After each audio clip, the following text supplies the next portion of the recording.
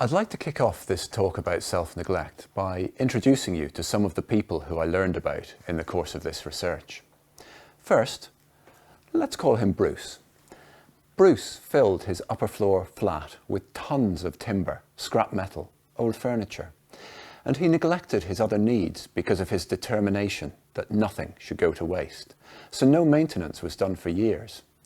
Bruce literally moved through tunnels amidst the stuff and lived in mortal terror of being found out by the housing association. He would freeze if a brown envelope dropped through the letterbox in case it was from the housing association. And when, after years of living like this, he could no longer hide the situation and thought he was about to be made homeless, he said it was almost a relief. Even if he was to be on the street, he wouldn't have to be afraid anymore. Let's call him Kevin. Living conditions in Kevin's home had deteriorated enormously. Social services and environmental health had tried to engage him with making changes, but he didn't want to let others in or change anything about the way he lived. Eventually, they had to intervene and imposed a clean-up. Kevin felt so violated when this started that he attacked the social worker with a hammer. And let's call him Michael. Michael was becoming dishevelled, increasingly smelly. He went to the pub twice a week, but rarely went out elsewhere. He wasn't aggressive, but he was disruptive, and eventually ran the risk of being barred from the pub, as he had been from many other pubs in the neighbourhood. He was getting thinner, and increasingly his health appeared to be suffering. He rejected any input from social care outright. So self-neglect happens when we don't, for whatever reason, take care of our own health, personal care, hygiene, or home surroundings. Probably all of us do it from time to time.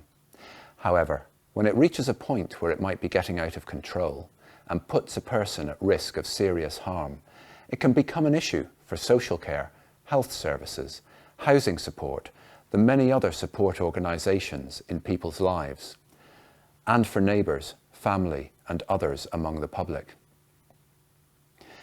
It might seem easy to say, something must be done, and rush in and just do it, whether that's cleaning, removing the person from the situation, eviction. Other times we say, well, they're making their own choices. We can't interfere, even if they seem to be bad choices. I would argue that very often neither one is the solution.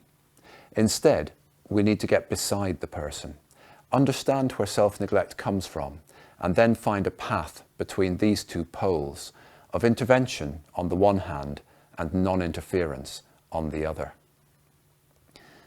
So this is the dilemma of self-neglect. When do we intervene? When do we not?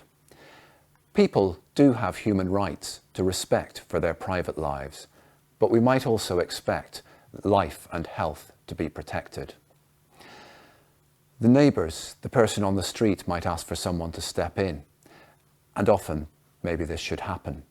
But quick solutions and magic bullets tend not to work well, as I will go on to explain. What does work? Understanding, inquiring curiosity, and persistence. Now, there's been a strong move in safeguarding policy and practice over the last 15 years or so towards respecting individuals' autonomy. People have always felt this is important. An Englishman's home is his castle, they say. People have a right to make unwise decisions, and for very good reasons. Stepping in and telling someone that they can no longer live their life as they would choose for themselves is a big step, and rightly a last resort. But there have been nearly 300 safeguarding reviews of deaths from self-neglect in the last 12 years, which shows that the emphasis put on autonomy has sometimes left people at risk. The term lifestyle choice is often used to indicate that the person has freely chosen their situation, and professionals therefore have no right to get involved.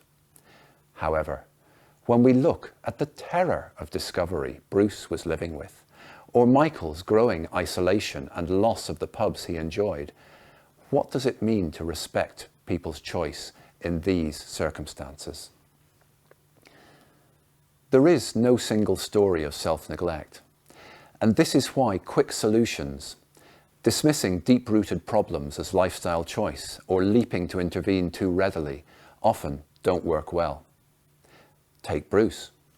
While he couldn't bear to part with any of what he had stored, he didn't want to carry on the way he was either.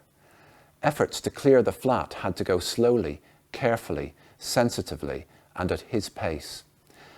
But what really made the difference was that the social worker engaged with Bruce about his hopes and values. His pride in his DIY skills, his desire to make something useful out of what otherwise would have been waste, his shame at what it had led to. It meant that when his flat was cleared, and in Bruce's own words, 20 tons of stuff leaves a big hole behind it when it goes. That hole could be filled by connecting him with carpentry classes where others could learn from him. Taking the time to understand what mattered to Bruce helped to restore his self-worth. Michael didn't want to know about social work or any other support services, so his social worker changed tack and got to know the people in Michael's community. He found that the pub owners were actually concerned for Michael. They wanted to help rather than to exclude him. But their customers were leaving because of him, and they'd found that Michael himself absolutely hated the idea of receiving what he saw as charity. In the end, the social worker was able to broker a solution where Michael paid the pub owners to do his laundry and for a cooked meal once a week, and he integrated better into the pub. Recognising and affirming Michael's need to feel independent unblocked the problem and brought him back into the community.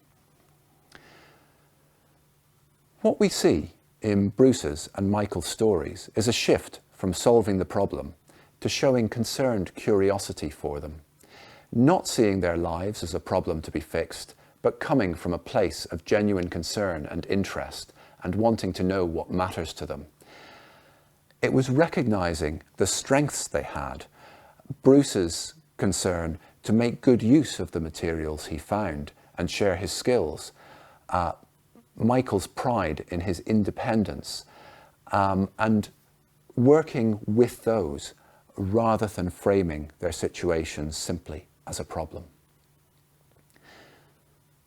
So when we read about cases of self-neglect, often we ask, how can this be allowed to happen? Or when we come across them in real life, much of the time we might put it down to the person's own choice.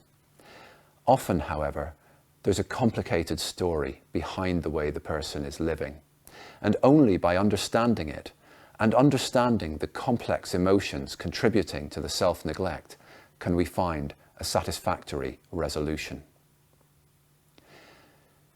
It's easy to call for social workers, the GP, environmental health, somebody to step in and put a stop to a neighbour living like this.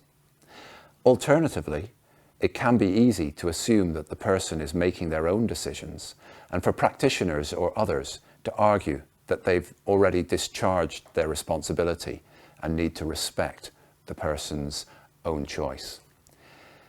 It takes time and effort to look beyond the biases and assumptions we bring to these cases and get alongside someone living in extremely difficult conditions.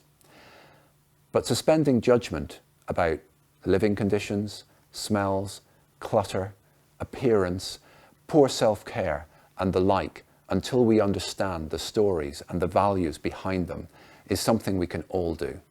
And it often leads to solutions that may not be quick but are more lasting.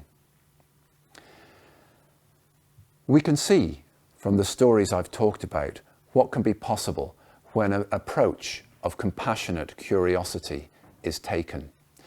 We saw how understanding, patience and persistence helped Bruce and Michael find solutions that worked for them rather than being imposed on them.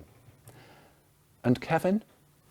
He's still angry about what happened to him, but he understands why and now provides training for the local authority based on his experiences. That he could go from assaulting the social worker to working with social workers to make things better for them and for other people in dealing with situations of self-neglect, I think, is testament to what this approach of engaging with concerned curiosity can really deliver for people in self-neglect.